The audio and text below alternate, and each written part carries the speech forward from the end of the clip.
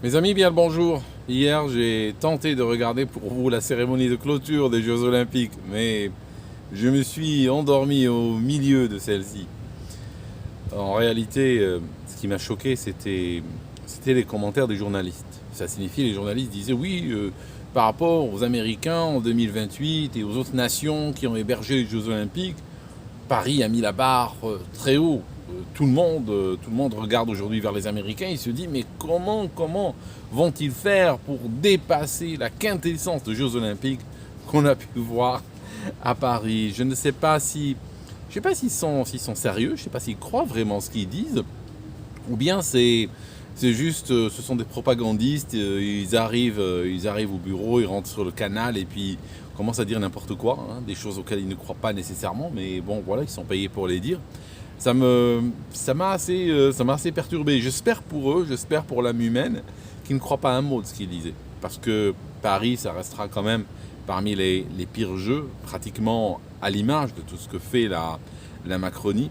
Et la cérémonie de clôture, ce que j'ai pu en voir, j'ai l'impression qu'ils ont quand même fait marche arrière par rapport à l'ouverture. Ça signifie, au début par exemple, il y avait un moment où ils montraient des scènes de la cérémonie d'ouverture et toutes les scènes litigieuses n'étaient pas là. Toutes les scènes, euh, Toutes les scènes dont on a parlé, hein, ces barges sur lesquelles des gens arbis étaient en train de danser, tout ça, la nudité, le blasphème et tout, a été complètement retiré. La violence, la décapitation, le sang humain et tout, a été retiré. Au passage, il y a quelqu'un qui m'a dit que ce gars en bleu, durant l'ouverture, hein, dont on voyait les testicules, il m'a dit, ben non, il n'était pas nu, il portait quelque chose. Donc il portait quelque chose, mais on avait l'impression qu'il était nu. Mais en réalité, il ne l'était pas. Alors pour avoir travaillé dans la télévision, je peux répondre à ce genre de commentaires en vous disant ceci. Tout ce qui est spectacle se juge pas sur le fond, se juge sur les apparences.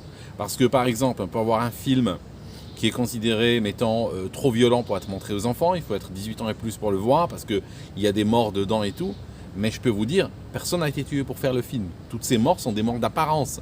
Toute cette violence n'existe pas dans la réalité. C'est du studio, c'est du CGI, c'est du maquillage, tout ça. Ça n'existe pas en réalité. Vous voyez ce que je veux dire? Ça n'existe pas. C'est en apparence.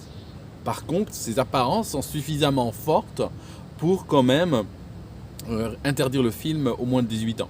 Vous voyez, c'est toujours comme ça dans le spectacle, dans le cinéma, dans la télévision. Ce sont les apparences qui comptent. C'est ce qu'on fait montrer, c'est ce qu'on crée sur l'écran qui compte, pas la réalité des choses. Parce que la réalité des choses, bien entendu, c'est tout le temps factice, hein. Il n'y a personne qui va tuer vraiment un acteur dans une scène de télévision pour créer un film de violence réaliste. C'est pas comme ça que ça marche. Voilà. Mais personne n'aurait l'idée de défendre ce genre de film en disant ouais mais de toute façon écoutez c'est pas des on peut les montrer aux enfants parce que ce n'est pas vraiment des morts, hein, c'est juste des acteurs et c'est de la sauce tomate ou du ketchup. Ok, bon, ce qui m'a euh, ce qui m'a frappé, c'est que je pense ils ont fait marche arrière. Ça signifie que il y a du remplissage, il y a du feeling. C'est-à-dire qu'on vous regardez, ils ont transformé, bon, pendant les 3 premières quarts d'heure, la première heure, on a des athlètes qui rentrent en désordre et puis filmés avec une caméra à l'épaule. Bon, je veux bien qu'on les mette en valeur et tout, mais bon, la qualité, on va dire, sur le plan technique, n'était pas meilleure que celle de l'ouverture, dans le sens où on avait des caméras sur l'épaule qui filmaient un peu n'importe comment, des groupes de gens qui marchaient n'importe comment. Il n'y avait aucune structure, il n'y avait aucune organisation, tout le monde rentrait en désordre et on les filmait en désordre, et donc ça donnait une impression de désordre. Ça faisait des caméramans en train de filmer une foule, voilà. Je veux dire, au bout de 5 minutes, tu as envie d'en voir plus, mais il n'y a rien de plus. Donc voilà, ça c'est la première heure. Par la suite, et c'est là où malheureusement je me suis endormi, c'est qu'il y a eu cette sorte de concert en plein air. Hein, ils ont ramené donc des musiciens, et puis voilà, il s'est parti en concert en plein air pendant un long moment. Et là, moi j'attendais la suite. Et puis, bon, vous savez, j'ai un décalage horaire défavorable, hein, il faisait plus tard chez moi ici. Et puis progressivement, je commençais à tourner de l'œil et puis je suis parti. Au passage, j'avais découvert, cependant que je regardais la clôture, que la centrale nucléaire qui est en Ukraine, j'arrive même pas à prononcer le nom, mais vous me pardonnerez, hein, cette omission, eh bien elle a pris feu hier soir. Elle est sous contrôle russe, mais il semblerait qu'elle a été bombardée, qu'elle a reçu en fait un drone, n'est-ce pas, qu'un drone a tapé dessus, qu'il a explosé. Voilà. Et la partie ukrainienne accuse bien entendu la partie russe d'avoir elle-même bombardé sa propre position. Voilà. C'est comme ça. Les Russes, hein, on les a vus aussi avec les tubes, avec les pipelines Nord Stream, c'est ce qu'ils font. Ils se bombardent, parce qu'ils sont juste méchants en fait. Hein. C'est comme ça avec le Russe.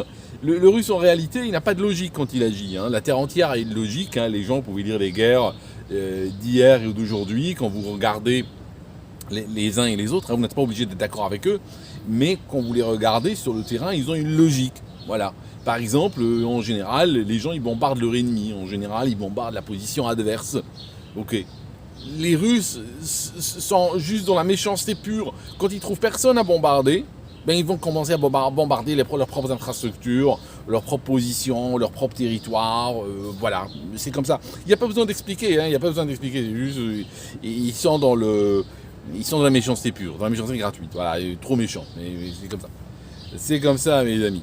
Vous savez, quand tu sors du monde occidental, là je suis en Turquie. Ils ont leurs problèmes, hein, n'est-ce pas? Ils ont leurs problèmes, ils ont leurs soucis, tout ça. Mais ils n'ont aucun problème qu'ils ont créé eux-mêmes. Ils ont de vrais problèmes, ils ont de vrais questionnements, ils ont de vrais soucis. Et en fait, l'ambiance est plus relaxe, plus rafraîchissante qu'en Europe. L'Europe est en train de devenir progressivement une sorte d'asile psychiatrique à ciel ouvert. Je vous donne la dernière, par exemple, au Royaume-Uni. Maintenant, on a demandé aux médecins qu'ils demandent avant des rayons X. Hein, vous savez, quand on va faire passer un patient dans une machine de rayons X pour une radio à l'hôpital, généralement on demande aux femmes si elles sont enceintes ou qu'elles pensent qu'elles pourraient être enceintes. Voilà, parce que c'est déconseillé pour les femmes enceintes. En fait, pratiquement tout est déconseillé pour les femmes enceintes. Même le miel, même le lait cru, tout ça, le camembert est déconseillé pour les femmes enceintes, sauf, n'est-ce pas? Sauf les injections Covid, non, ne sont pas déconseillées pour les femmes enceintes. Mais non, c'est une autre histoire. Je disais qu'ils ont reçu l'ordre de demander même aux mâles, même aux mecs, enfin à tout le monde, s'ils sont enceintes. Donc ça signifie, tu arrives, tu es un mec, ils vont te demander si tu es enceinte. Voilà. Un praticien formé à la médecine, moi tu vois, tout de suite je perds confiance. Hein. Le gars il dit, est-ce que vous êtes enceinte? Ça signifie qu'au Royaume-Uni, on a décidé de considérer que toute l'humanité sont des trans, en fait. Hein, parce qu'il y a un trans sur Terre, on doit toute l'humanité la considérer comme potentiellement des trans. Vous voyez le truc, c'est la folie complète. Et ça, c'est juste une énième folie. Et tous les jours, il y a de nouveaux trucs comme ça qui arrivent. Quand vous rajoutez à cela la crise économique qui n'en finit pas, qui est aussi infligée, c'est pas une crise économique qui existe vraiment, hein, c'est une crise économique qui est ourdie de toutes pièces.